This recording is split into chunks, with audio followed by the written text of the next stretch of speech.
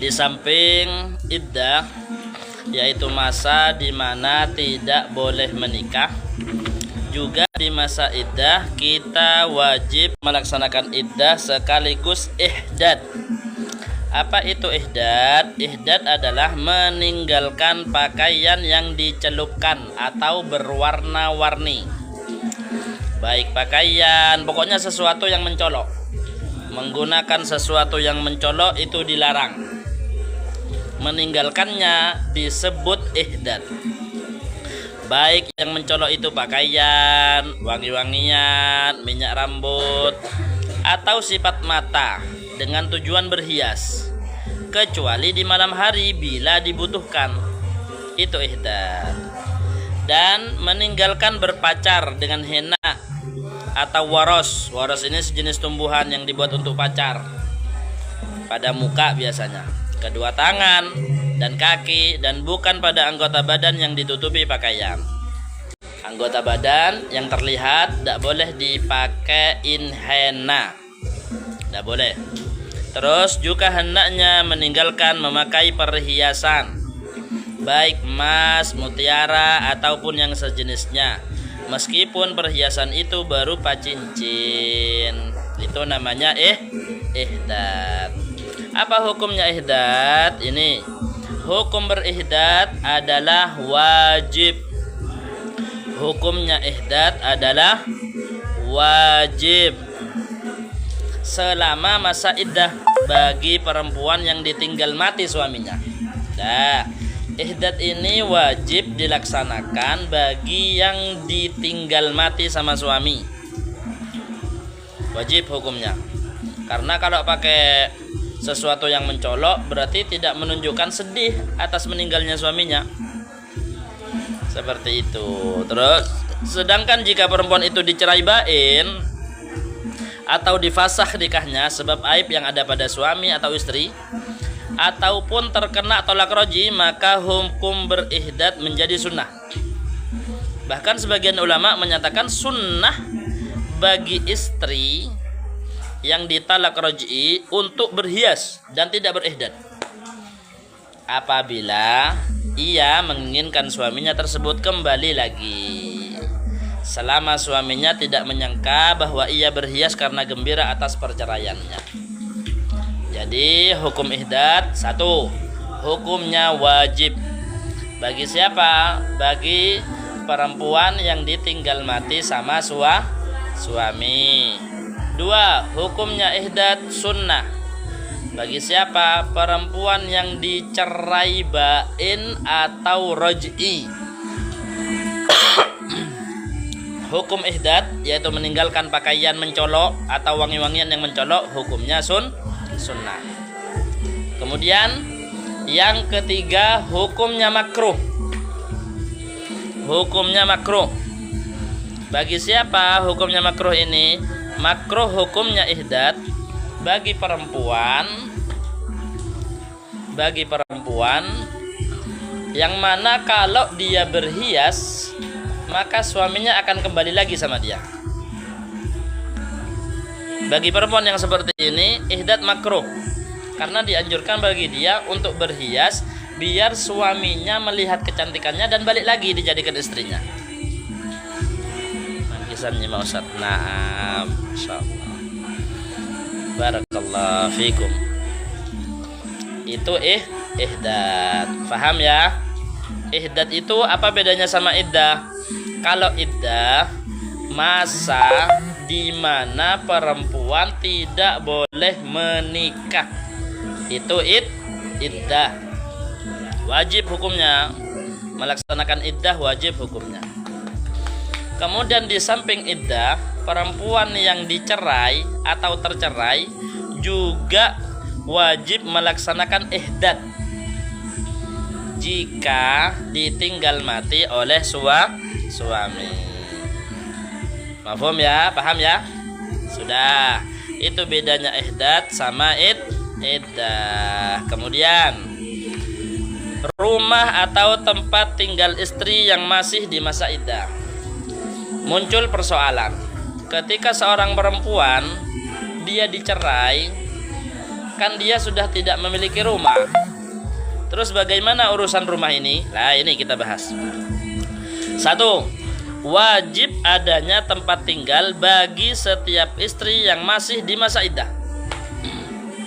Jadi perempuan yang ditolak dan masih dalam masa iddah wajib mendapatkan fasilitas rumah. Baik si istri yang dicerai roj'i atau bain maupun yang ditinggal mati suaminya. Pokoknya perempuan yang sedang melaksanakan iddah, dia wajib memiliki fasilitas rumah yang layak. Nah, terus selanjutnya, maka wajib bagi istri untuk tetap di rumah saat dicerai. Ini permasalahan baru. Jadi ketika seorang istri dia tercerai, dimanapun dia berada, dia harus tetap di sana. Tidak boleh kemana-mana. Tidak boleh kemana-mana. Harus menetap di rumah itu. Terus, apabila rumah itu milik suami dan pantas ditinggali oleh istri, ya sudah, selesai. Dan tidak boleh ada seorang pun yang mengeluarkannya dari rumah itu. Tidak boleh. Jika memang sudah layak dan milik suaminya. Terus juga perempuan itu sendiri tidak boleh keluar dari rumah itu meskipun dengan restu dari suaminya. Walaupun sama suaminya suruh keluar, jangan keluar. Karena hukumnya dosa. Ini syariat. Loh, suami Ustaz yang nyuruh keluar, diusir saya, tidak usah, dosa. La ta'ata li makhlukin fi maksiatil khaliq. Karena fasilitas rumah itu adalah haknya istri, dan memang syariat mengatur istri tidak boleh keluar dari rumah ketika dia dicerai. Sudah ya? Terus, namun istri diperbolehkan keluar jika dia tidak mendapatkan nafkah dari suami.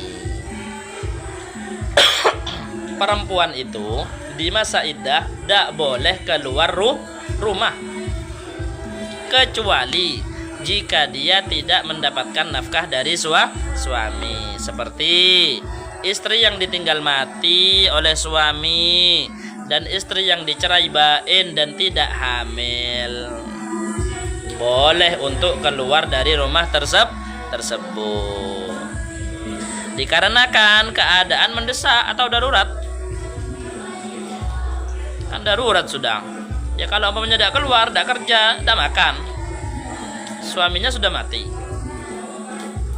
Dan juga keadaan-keadaan darurat yang lain boleh bagi seorang perempuan walaupun di masa iddah keluar dari rumah. Seperti khawatir pada dirinya. Tiba-tiba ada orang masuk rumah, maling atau perampok atau siapa. Gimana terus? Boleh keluar rumah, kabur, jangan diem. Kalau diem nanti, kalau dia perampok, kadang bukan perampok uang, perampok kehormatan, diperkosa nanti. Tidak apa-apa keluar. Atau boleh juga keluar untuk membeli makanan bila tidak ada yang melakukannya. Maka dalam keadaan ini ia boleh keluar dari rumah. Jadi ketika di masa iddah seorang perempuan keluar rumah, hukumnya dosa, tidak boleh. Dan tidak boleh ada yang mengeluarkan dari rumah sampai selesai masa iddahnya. Kapan boleh? 1. Kalau tidak mendapatkan nafkah. 2. Dalam keadaan darurat atau mendesak. Seperti khawatir pada dirinya ada orang masuk dalam rumah. Atau yang ketiga, untuk beli makanan dengan catatan tidak ada yang bisa membelikan untuknya. Itu 3 hal yang membolehkan seorang perempuan yang sedang dalam masa iddah untuk keluar rumah. Faham sampai sini? Nah, terus permasalahan baru. Adapun hukum terhadap istri yang wajib diberi nafkah, yaitu istri yang dicerai roj'i atau bain yang dalam keadaan hamil. Istri yang dicerai roj'i kan dia wajib masih tetap untuk dinafkahi, wajib untuk dapat nafkah. Kalau ada dinafkahi, hutang itu bagi suaminya. Atau bain yang dalam keadaan hamil, atau mustabro'ah, hamba yang menunggu masa iddahnya disebabkan kepemilikan atau hilangnya kepemilikan, untuk mengetahui bersih rahimnya, atau karena menurut perintah Allah.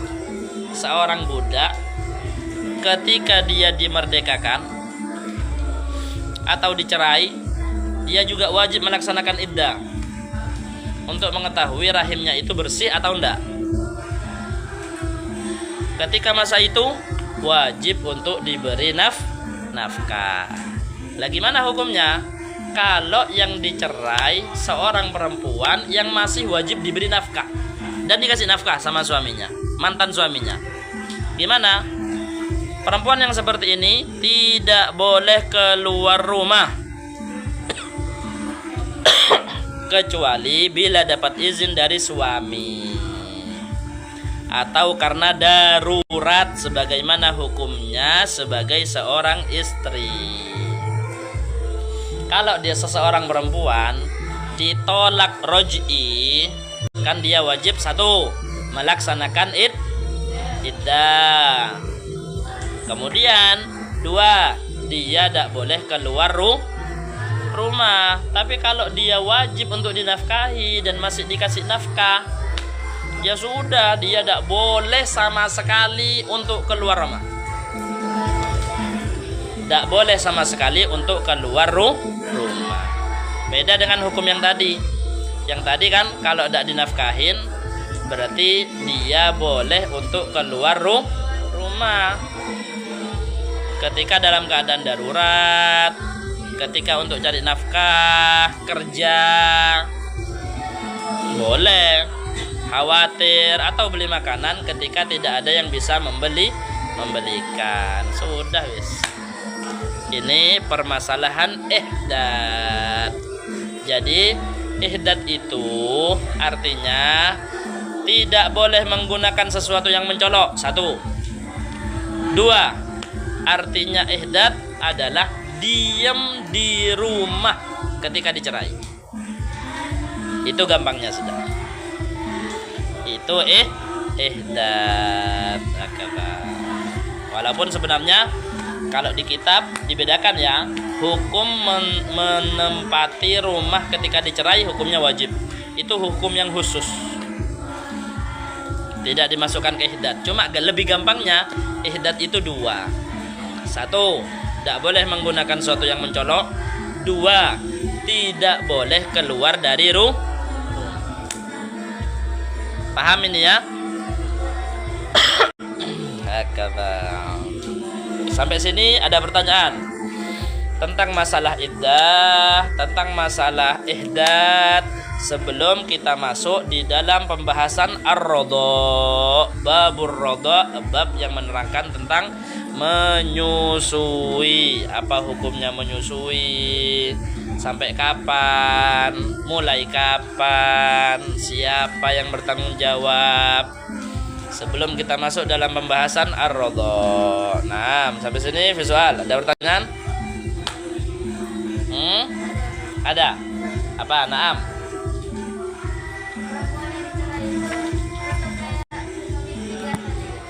Perempuan yang dicerai tolak roj'i hukumnya sama seperti suami istri dari segi nafkah, kecuali nafkah batin. Nafkah zahir sama seperti istri, seperti biasanya. Jadi wajib mendapatkan pakaian yang layak, rumah yang layak, dan makanan yang layak. Cuma nafkah batin saja tidak wajib. Tidak boleh malah kumpul satu ruangan saling ngelihat, tidak boleh.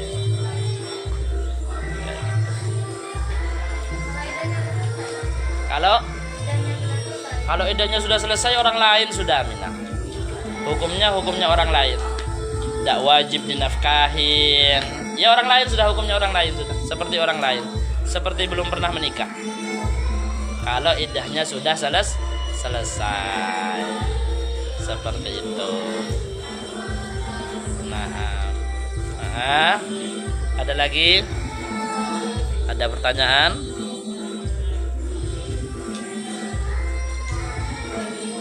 Sudah? Masuk ya, kita dalam babur rodok, bab yang menerangkan tentang rodok menyusui. Sudah.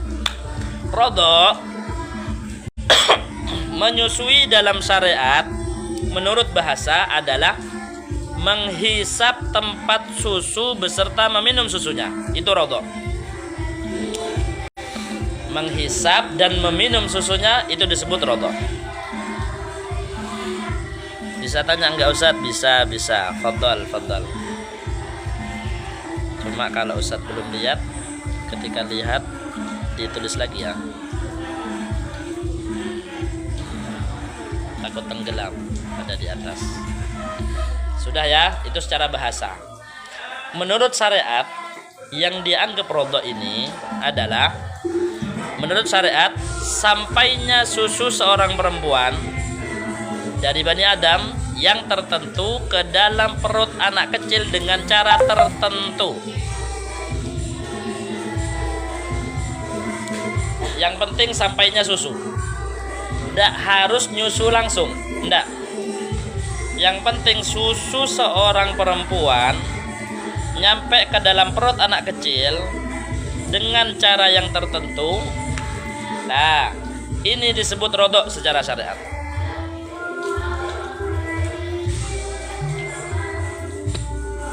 Nah, sudah ya. Rukunnya rodok, rukun menyusui ada 3, yaitu 1, ibu yang menyusui. 2, anak yang menyusu. 3, air susunya. Jadi rukunnya rodok 3, ibu yang nyusuin, anak yang nyusu, yang nomor 3, air susunya.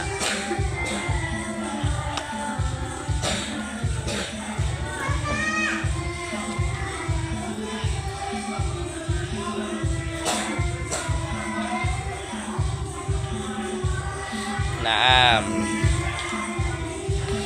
dalilnya rodok ini firman Allah Subhanahu wa taala, wa ummahatukumul lati arda'nakum. Dan termasuk ibu kalian juga adalah perempuan-perempuan yang menyusui kalian. Seorang perempuan yang nyusui kita juga termasuk ibu kita.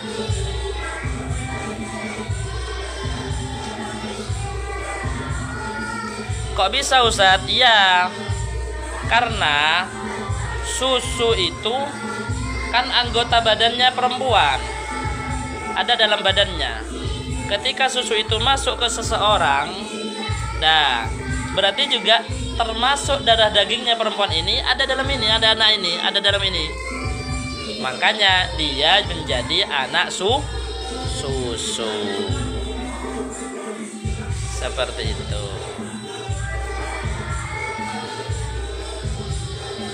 Nah, oleh karena itu baginda Nabi bersabda dalam hadisnya, yahrumu minar rodha ma yahrumu minan nasab.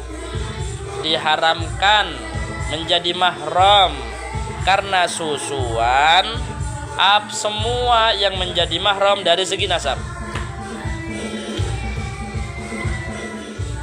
Semua yang menjadi mahram dari segi nasab. Yang nyusuin jadi ibu susuannya, suaminya yang nyusuin jadi bapak susuannya, anaknya yang nyusuin jadi saudara sesusuannya. Terus sudah sampai ke bawah sama. Itu arti dari hadis baginda Nabi, yahrumu minar rodha ma yahrumu minan nasab.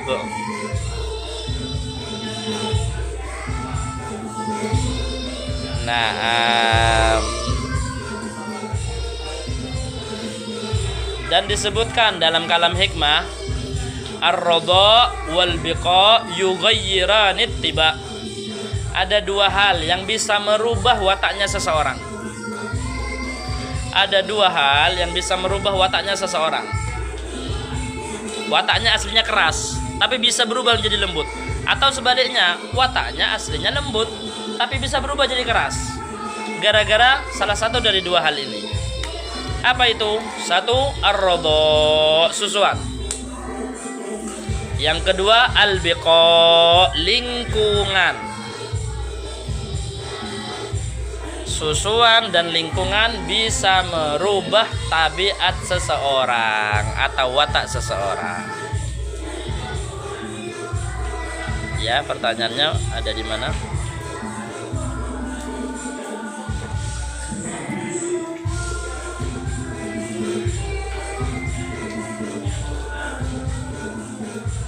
Nah,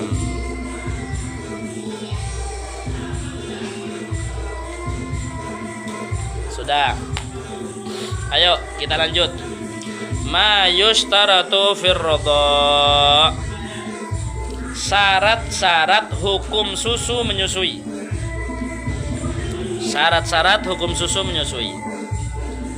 Syarat bagi orang yang menyusui sebagai berikut. Satu, yang menyusui itu perempuan, orang perempuan. Tidak dari susu orang laki-laki atau banci dan bukan susu hewan. Hukum susuan ini berlaku kalau yang menyusui adalah perempuan. Kalau yang menyusui sapi atau kambing tidak masuk. Tidak masuk hukum radha.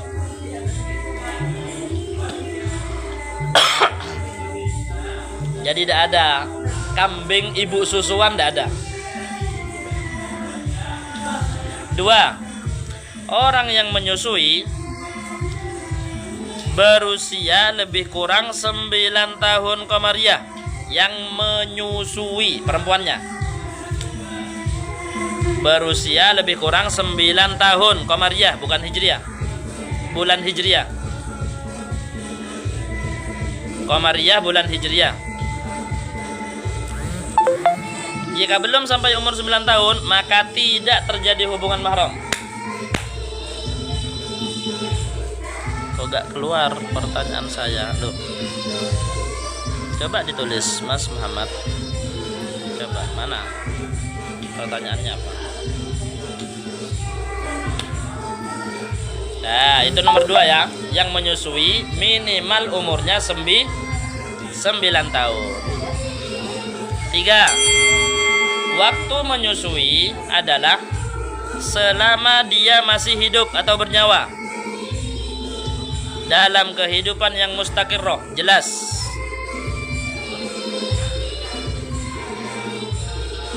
Nah, kehidupan mustaqirrah itu yaitu masih hidup dengan sempurna tatkala ruh masih di badan, ada pendengaran, ucapan dan gerakan dengan sengaja. Itu disebut hayah mustaqirrah, kehidupan mustaqirrah.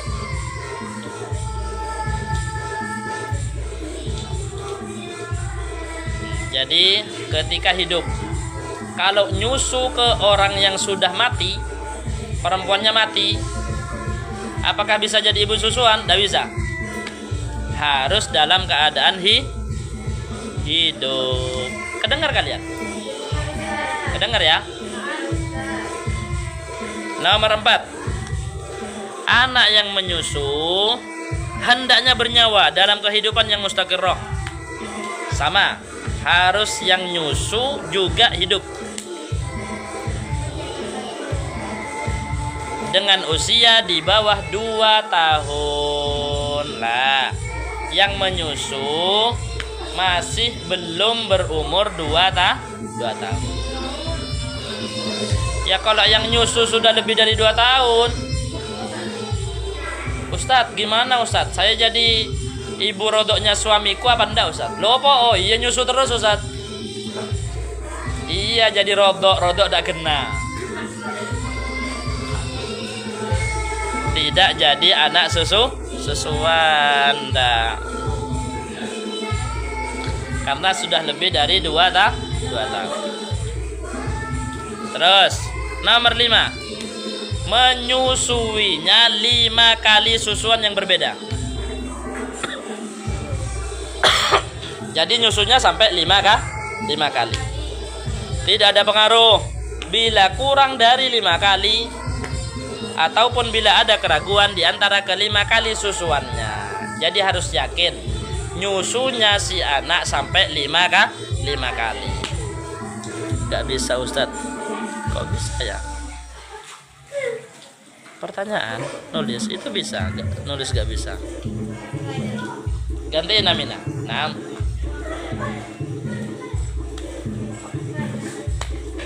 jadi menyusuinya harus 5 kali.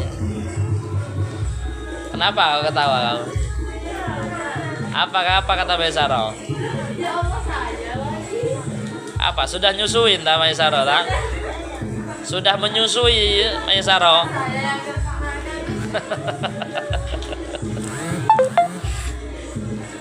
Nah, sudah selanjutnya. Sudah ya, itu berarti syaratnya. Syaratnya itu. Ini sekarang permasalahan. Adapun perhitungan lamanya menyusui, yaitu sesuai dengan kebiasaan meskipun tidak sampai kenyang, tidak harus kenyang. Kan syaratnya 5 kali susuannya. Itu 5 kali susuan enggak harus sampai kenyang, enggak harus sampai kayak mau muntah, sampai enggak harus. Biasanya kalau nyusu ini sampai berapa jam? Oh, nyusunya kalau laki-laki nyusunya 1 jam. Kalau perempuan setengah jam cukup. Ya sudah, kalau sampai nyusu, kalau laki-laki berarti nyusunya sampai 5 jam. Iya. Apa? Lebih sehari. Apanya itu maksudnya sehari? Ya pokoknya kalau sudah nyusu sampai 5 jam, walaupun dalam kurun waktu 1 minggu, ya jadi anak susuan. Nggak harus dalam 1 hari, nggak. Ya pokoknya anaknya belum umur 2 tahun, terus nyusu sampai 5 jam. Belum umur 2 tahun, nyusu sampai 5 jam. Nggak harus dalam 1 hari, nggak. Walaupun nyusunya Ustadz ya 4,5 jam Ustadz. Oh iya tak? Iya, biasa Ustadz kadang nyusu ke saya 5 menit.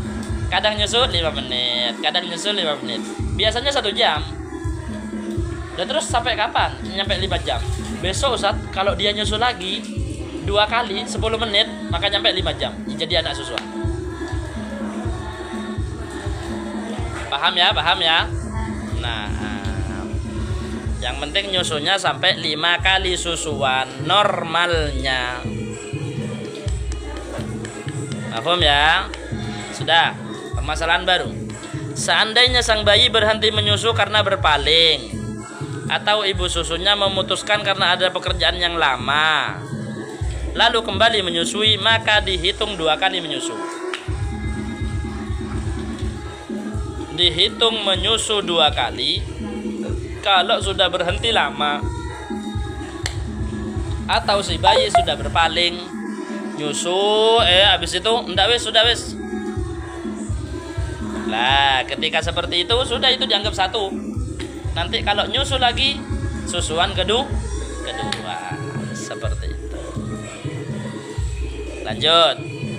Seandainya sang bayi yang memutuskannya dikarenakan berhenti sejenak atau bernafas, lalu kembali menyusu lagi dengan seketika atau berpindah tempat ke sebelahnya dengan seketika, maka kalau seperti ini tidak terhitung 2 kali. Namun kalau tidak seketika, maka dihitung 2 kali. Kan syaratnya itu menyusu sampai 5 kali. Nah, Muhammad Nicholas. Gimana? Tidak bisa juga ya pertanyaannya.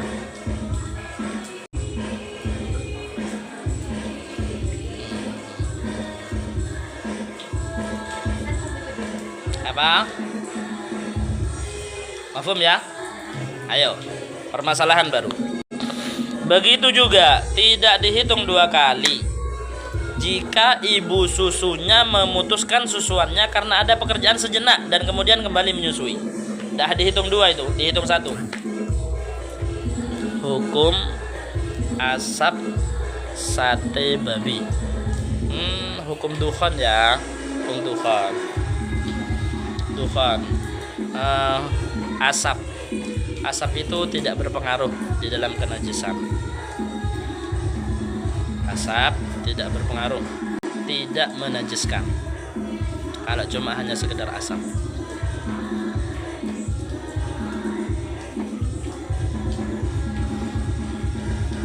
Begitu enaknya.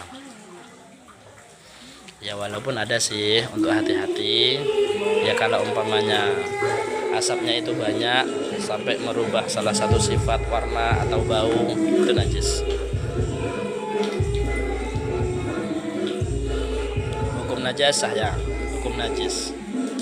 Tak kira hukum masalah ini susuan atau pernikahan. Ya seperti itu ya, hukum dukhon itu dalam kitab namanya dukhon, asap. Nah, sudah ya. Sudah. Kemudian ada permasalahan terakhir. Disyaratkan juga sampainya susu pada setiap kali dari 5 kali susuan ke dalam perut bayi atau ke otaknya, walaupun dimuntahkan seketika. Walaupun dimuntahkan seketika. Dan hendaknya susu itu sampai ke perut dengan perantara lubang yang terbuka. Nyampainya ke perut lewat lubang yang terbuka, lubang yang 7. Hidung, mulut, telinga, lewat sana.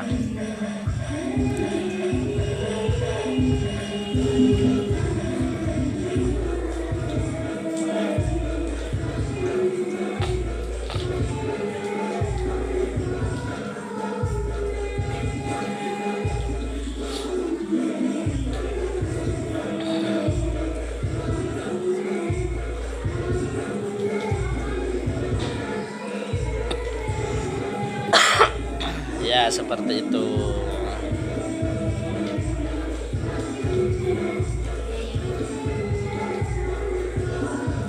Nah,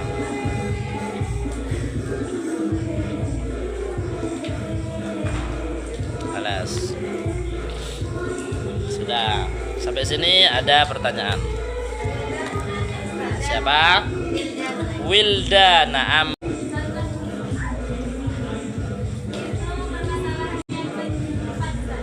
Apa?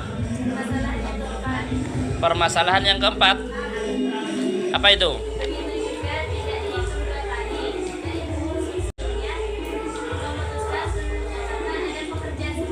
Ya. Pekerjaan sejenak itu pekerjaan yang hanya sangat sebentar. Mau ngambil piring. Mau ngambil piring tidak nyampe karena ini nyusu. Sesek lah, berhenti dulu. Set, cabut, ambil, nyusul lagi, itu namanya sejenak. Itu namanya sebentar. Lama itu bukan sejenak itu. Dihitung 2. Nah, dihitung susuan yang kedua. Yang selanjutnya itu dihitung susuan yang kedua. Nah, itu ya.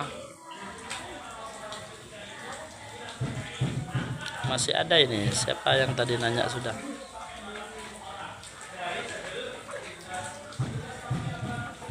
Nah, apa sampean pakai biogas dah? Pakai biogas. Biogas kan itu yang terbuat dari najis kan? Apa sampean karena ada di ada di Bali? Terus kena asapnya babi gitu ya, sate babi. Asap dari najis itu tetap hukumnya najis, tapi tidak masalah ya. Asapnya tetap dihukumi najis, tapi tidak apa-apa walaupun terkena kesampean.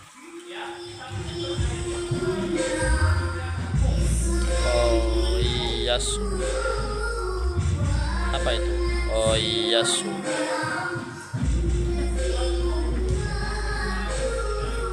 Nah, oh, tidak kedengar, tambah kencang.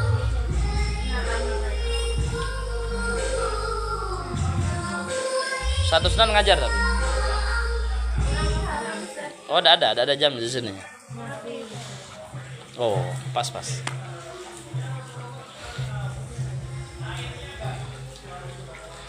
Nah, sudah ya. Bab nikah selesai ya. Ayo kita pindah ke bab fikih Muqaddimah Hadramiyah. Nah, ayo siapa baca? Balgis. Ayo Balgis, baca Balgis. Ayo Balgis, bismillah. Assalamualaikum warahmatullahi wabarakatuh. Waalaikumsalam warahmatullahi wabarakatuh. Kita ngaji fikih. Monggo. Mungkin ada pertanyaan, silakan.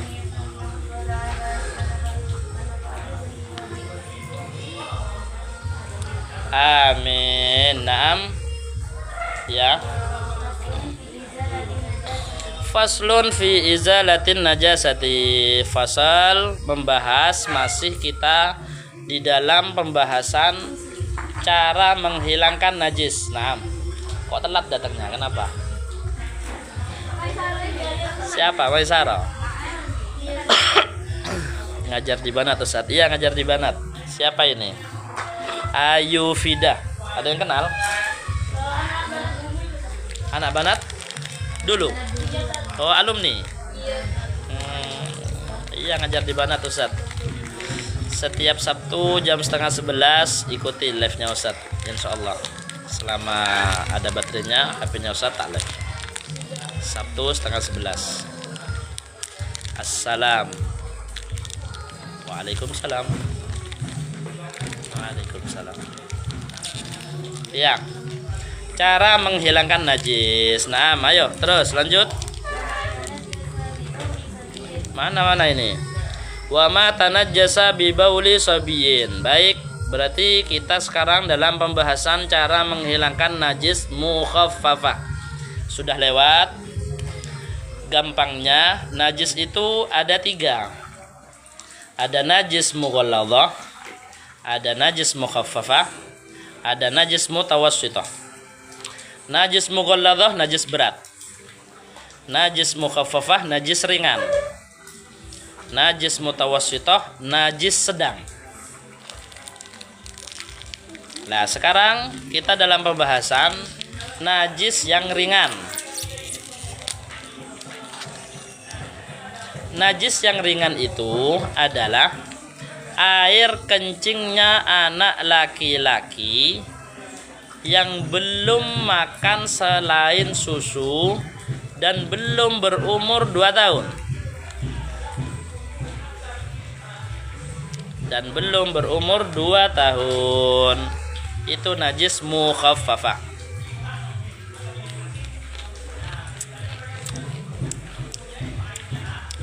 Kalau sekarang hari Sabtu ngajar kelas wusta. Ayu dari mana Ayu?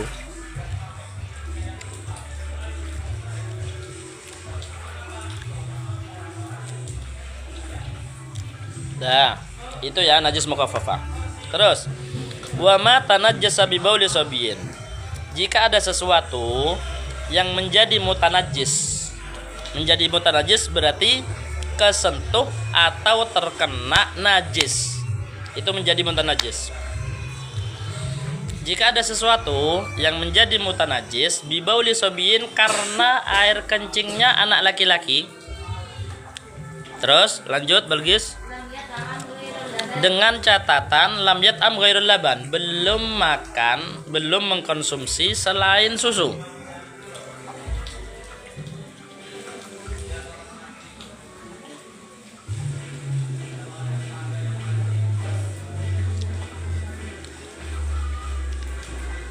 Idza nataqas safihu fala tujibhu.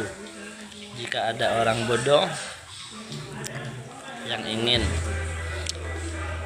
cari panggung, tidak usah dijawab sekalian. Assalamualaikum Ustaz. Waalaikumsalam warahmatullah. Ya, bapaknya Rehan. Kalau ada sesuatu yang menjadi mutanajis karena sebab kena air kencingnya anak laki-laki yang belum makan atau belum mengkonsumsi selain susu, gampangnya kena najis mukhaffafah atau najis ringan. Cara mensucikannya bagaimana, Balgis? Yundohu, hanya dipercikan saja. Ambil air, percikan ke tempat yang terkena najis ringan tersebut. Allah. Jazakumullah khair. Cukup dengan dipercikan. Yang namanya memercikan itu yaitu memberikan air tanpa harus mengalir. Itu namanya memercikan air. Kalau sampai mengalir namanya ghuslun, membasuh atau menyiram. Tapi kalau ada sampai mengalir namanya memercikan. Dalam hadis disebutkan bahwasanya baginda Rasul Shallallahu Alaihi Wasallam ketika salah satu putra dari Ummi Qais kencing ketika lagi ada di pangkuannya Nabi, baginda Nabi langsung da'a bimain, nyuruh ambilkan air. Sudah ada airnya, diambil airnya sedikit, kemudian dipercikan. Fanadhahu walam yaghsilhu, dan tidak sampai mengalirkan air, hanya dipercikan saja, dibasahin. Dan dalam hadis yang lain, baginda Nabi bersabda, yughsalu min baulil jariyah. Kalau kencingnya anak perempuan harus dibasuh atau dialiri air. Cara mensucikannya, wa yundahu min baulil gulam. Tapi kalau dari kencingnya anak laki-laki yang belum umur 2 tahun, belum mengkonsumsi selain susu, cukup dengan memercikan saja. Langsung ini dari baginda Nabi.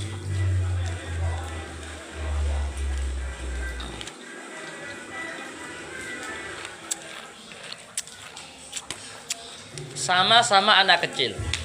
Kenapa beda hukum kencingnya? Kenapa beda? Hikmahnya, kencingnya laki-laki dari segi hukum dianggap lebih gampang atau lebih ringan. Lebih ringan.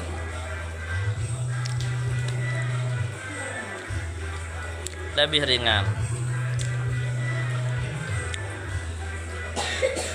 daripada perempuan, karena perempuan itu balignya dengan sesuatu yang najis, yaitu dengan haid. Adapun laki-laki balignya itu dengan sesuatu yang suci, yaitu dengan keluar air mani.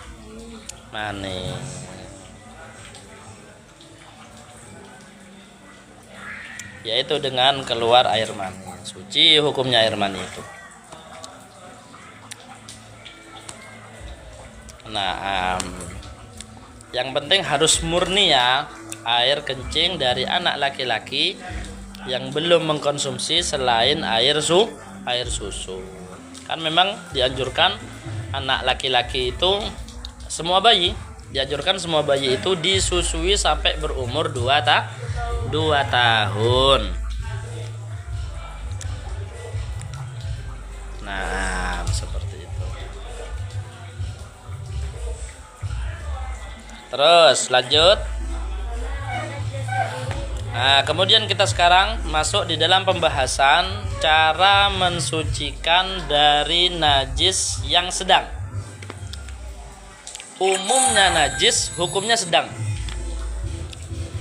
Karena najis yang berat itu najis yang berhubungan dengan anjing dan babi.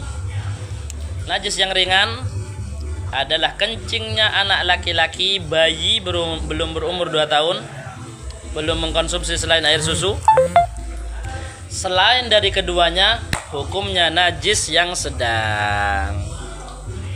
Jadi seperti najis yang kita sudah bahas kemarin, dari khamar, darah, nanah dan yang lainnya itu masuk dalam kategori najis yang sedang.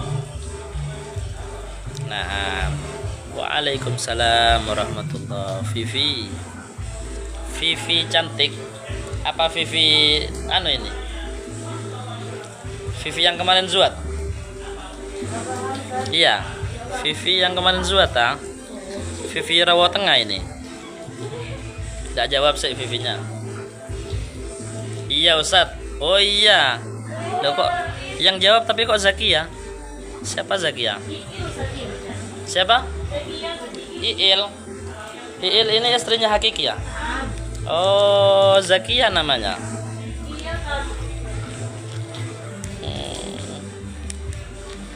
Nah, assalamualaikum ya Abdinah Kosim.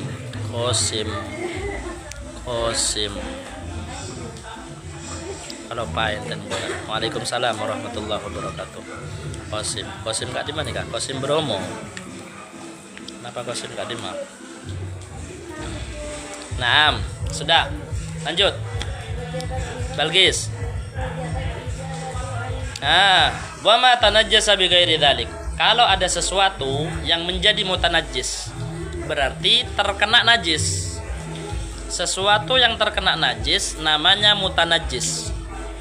Jika ada sesuatu yang terkena najis bi ghairi dzalik dengan selain najis berat atau najis ringan, berarti kena najis pada umumnya. Gimana cara mensucikannya? Cara mensucikannya, 1. Wajibat izalatu aini. Wajib menghilangkan barangnya dulu. Jadi barangnya dulu dihilangkan. Potranah Pak Rusman. Oh, masya Allah, Engki. Ahlan wa sahlan.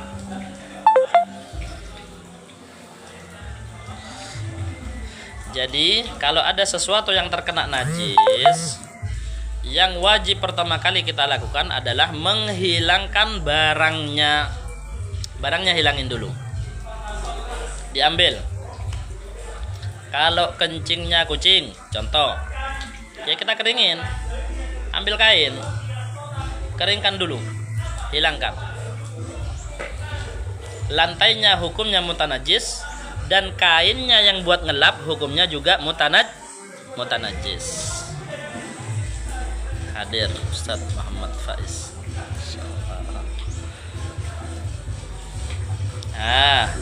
Setelah hilang, barangnya sudah tidak terlihat. Ini hilang sudah berarti. Gimana terus? Apa yang wajib dilakukan biar suci? Terus, Balgis. Kemudian yang wajib dihilangkan adalah 3 hal. 1. Rasa dari najis itu harus hilang. 2. Warna dari najis itu harus hilang. Warihihi, dan bau dari najis itu harus hilang.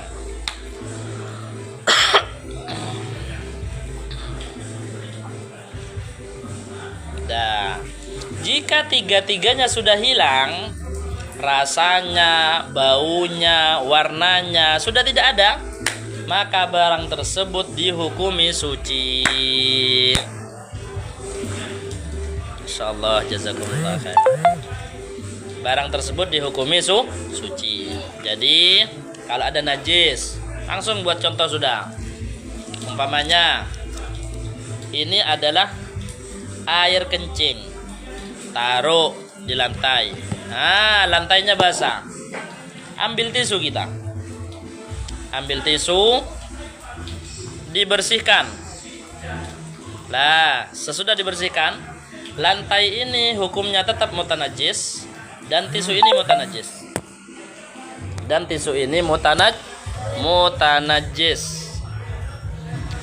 Kalau ini adalah kain, mau dijadikan suci bisa. Semua barang yang mutanajis bisa menjadi suci. Dengan cara gimana? Mengaliri air. Tetap baliknya ke mengaliri air. Jadi kalau ini adalah kain atau bajunya anak yang sudah diompolin, kalau tidak terlihat, barangnya tidak terlihat, sudah campur sudah sama bajunya, sudah agak kering, tapi tetap ini hukumnya mantan najis. Tinggal disirami sama air, disiram sama air sampai rasanya, warnanya, baunya, tiga-tiganya hilang. Kalau sudah hilang, hukumnya suci, selesai. Lantainya juga sama. Kalau sudah tidak ada barangnya, ini tinggal disiram, langsung hilang sudah, langsung suci. Langsung suci. Ini lantainya kan basah. Ini tinggal disiram, walaupun nyiramnya hanya pakai 1 gelas, tidak harus banyak-banyak. Cukup 1 gelas, siram. Lah, ini sudah hukumnya suci. Lah, air yang ada itu hukumnya apa? Hukumnya mustakmal. Hukum airnya bukan najis, tapi mustakmal. Diepel. Karena kalau dipel, najisnya malah menyebar. Cara menghilangkan najis bukan diepel, tapi dialiri air. Jika ada najis di lantai, tinggal dialiri air, walaupun hanya 1 gelas, langsung suci. Tapi kalau diepel, namanya membasuh, namanya mengusap. Kalau pakai pel namanya mengusap, bukan membasuh. Kalau membasuh, mengaliri air, airnya sampai mengalir, itu menghilangkan najis. Tapi kalau mengusap, malah membawa najis. Najisnya malah ikut kemana-mana. Jadi kalau ada najis di lantai, jangan diepel, disiram dulu. Disiram. Nah, ini airnya mustakmal. Mustakmal itu hukumnya suci. Mustakmal itu hukumnya suci, tapi tidak mensuci. Nah, kalau sudah mustakmal, ya tinggal dipel, sudah bebas, tidak apa-apa. Seperti itu. Mafhum ya, paham ya? Nah,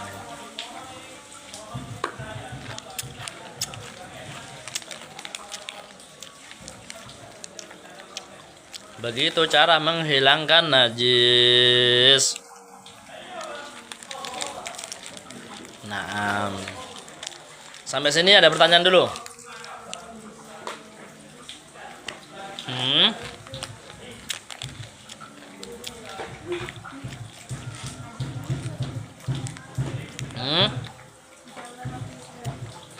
Afi,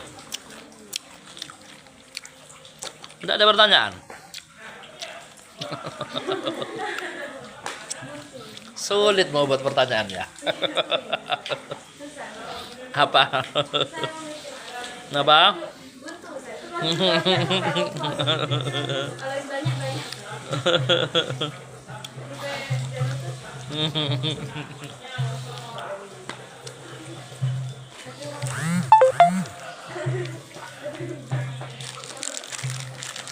Maisarah Ustadz suruh bertanya. Itu kata Vivi, Maisarah suruh tanya. Maisarah suruh tanya, kata Vivi.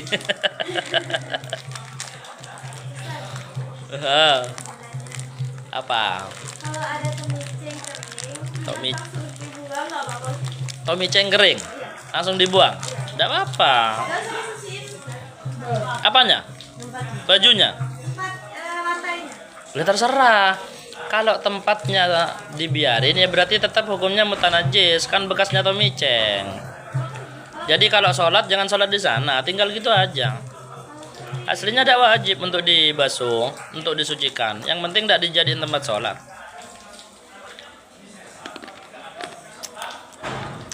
Kan mati lagi.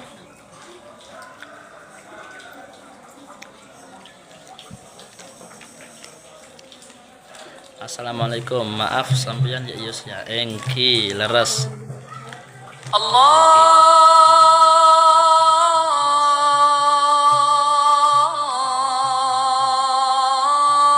Jadi kayak gitu ya.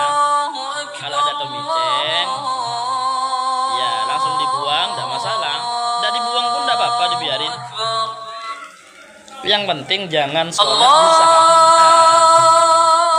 Ya kalau mau dijadiin tempat sholat ya disucikan.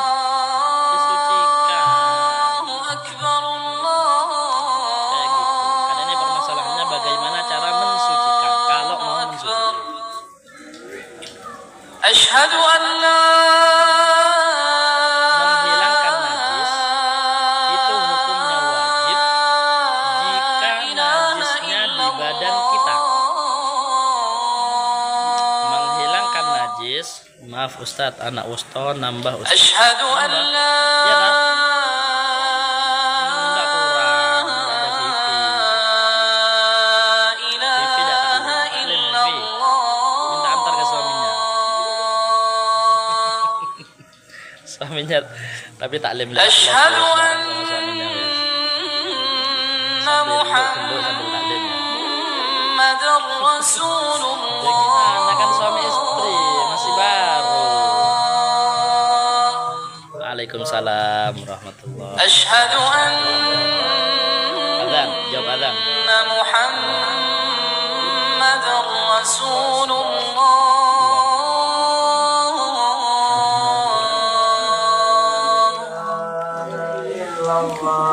Hayya 'alas shalah. Asyhadu an la ilaha illallah. Asyhadu an la ilaha illallah. Hayya 'alas shalah.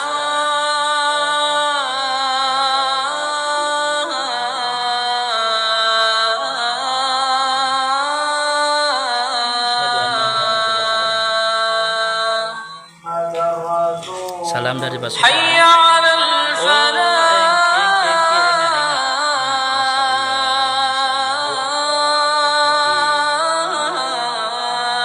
Main ke Tanggul.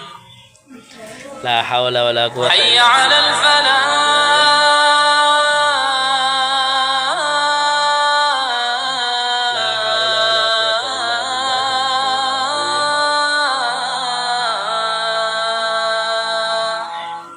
La haula wala quwwata illa billah.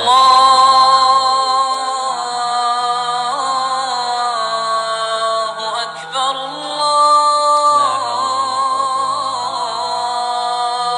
Allahu akbar.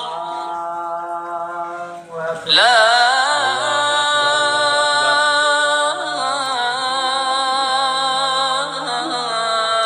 ilaha illallah. Allahumma rabb hadhihi da'wati tammah wa salatul qa'imah ati sayyidina Muhammadin al-wasilata wal fadilah wa syarafa wa darajatal aliyatar rafi'ah wa ba'athal maqamal mahmud alladhi wa'adta innaka la tukhliful mi'ad bi rahmatika ya arhamar rahimin. Rabbi ighfirli wa liwalidayya, Rabbi ighfirli wa liwalidayya, Rabbi ighfirli wa liwalidayya, Rabbi ighfirli wa liwalidayya, Rabbi ighfirli wa liwalidayya warhamhuma kama rabbayani shaghira. Allahumma inna nas'aluka al-'afwa wal 'afiyah wal mu'afata ad-da'imah fid dini wad dunya wal akhirah. Allahumma barik lana fi auladina wahfadhhum wa la tadurrahum warzuqna birrahum wa waffiqna wa iyyahum li ta'atik wa sallallahu ala sayyidina Muhammadin wa ala alihi wasallam. Alhamdulillahi rabbil alamin. Oke, monggo Bapaknya Rehan. Waalaikumsalam. Naam. Waalaikumsalam. Apa hukum mencicipi sesuatu yang najis untuk mengetahui apa masih najis atau belum? Cara mengetahui rasa dari najis, apakah harus dijilat dulu? Itu gampangnya. Ayo. Hah? Harus dijilat dulu apa enggak?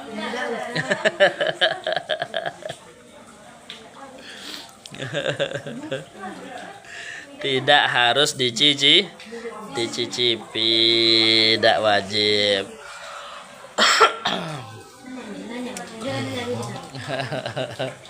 Terus apakah boleh? Apakah boleh? Boleh. Hah? Hilang rasanya maka boleh untuk dicicipi. Enggak Ustaz. Ya. Jadi kalau sudah ada prasangka hilang rasanya boleh dicicipi. Nah, ya apa kata Wilda? Kalau tanda dicicipi lidahnya najis, Ustaz. Lidahnya najis kalau tanda. Gimana kalau lidah najis? Ayo. Gimana caranya? Tinggal kumur. Sama seperti kalian kalau gusinya berdarah. Kan kalau gusi berdarah itu ada rasanya kan? Nah, berarti selama kalian merasakan ada rasanya darah, kalian tidak boleh makan, haram. Makan atau minum sesuatu yang cair, gampangnya bukan air putih, hukumnya haram. Kalau mulutnya najis, makan semangka, makan mie, malkis, tik-tik atau yang lainnya, hukumnya haram. Terus kapan Ustaz haram? Ya sucikan mulutnya. Gimana cara mensucikan mulut? Kumur. Aslinya tidak harus kumur sih, aslinya cukup dengan minum air putih suci mulutnya.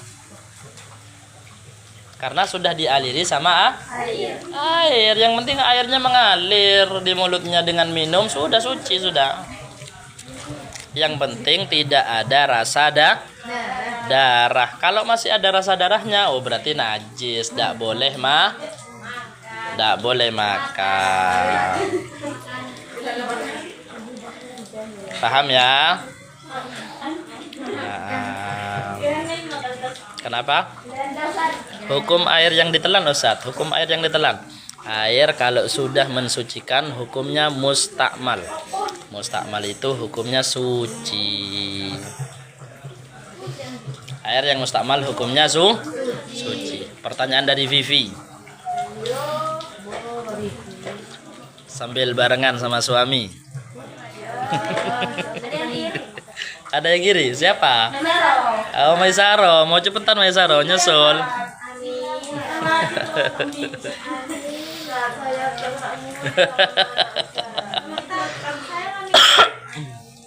Tidak apa-apa, zuat dulu. Kayak Vivi pertama tuh, zuat taklim dulu.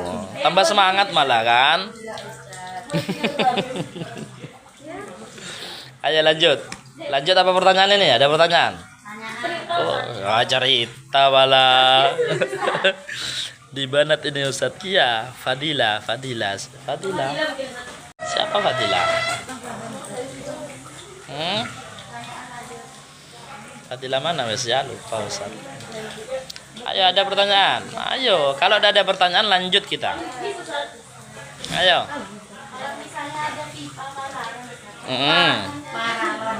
Waalaikumsalam warahmatullahi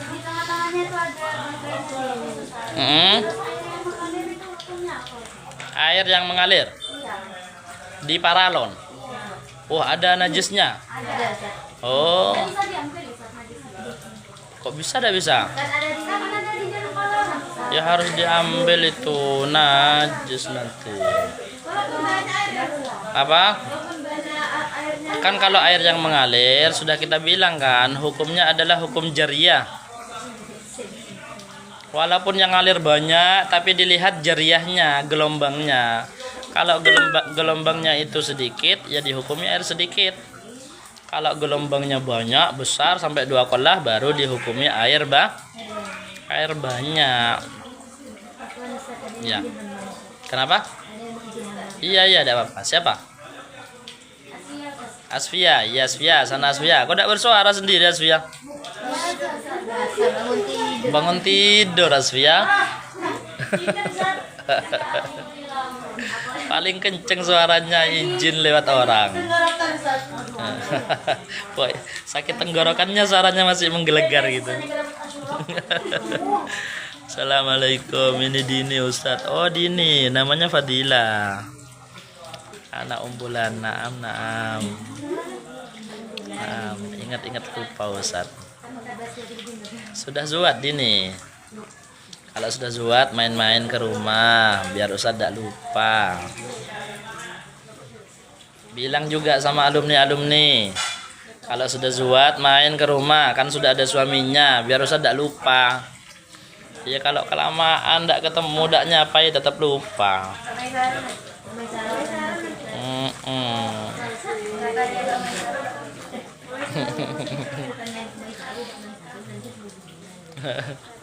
Oh lemah wes punya Ustaz ini. Sudah mau wes lobet wes. Sudah bel. Alas wes ya, sudah ya. Ujian insya Allah tanggal 11. Kurang 2 minggu lagi.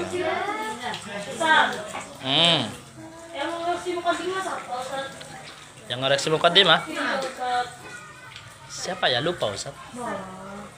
Iya anak-anak. Loh, nggak dikasih tak? Ya sudah jadi kapal-kapalan berarti.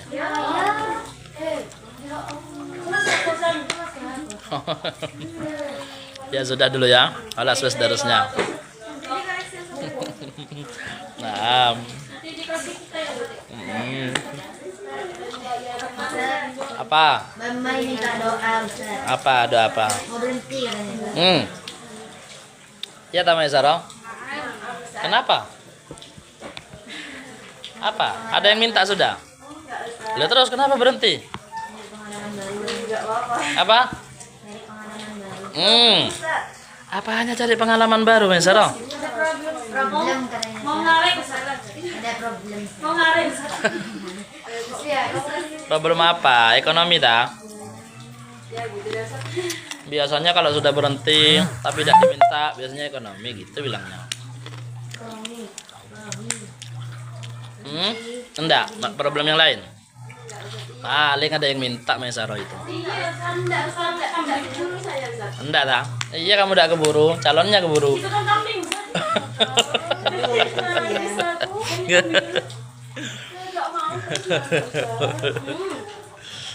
Kapan Mas Saro? Ada niat mau berhenti sudah? Iya sudah ya. Terima kasih yang sudah bergabung. Jazakumullah khair. Jumpa lagi hari Sabtu setiap jam 10:30 insya Allah kita live. Yang penting bukan ujian. Assalamualaikum warahmatullahi wabarakatuh. Sudah lobet terus.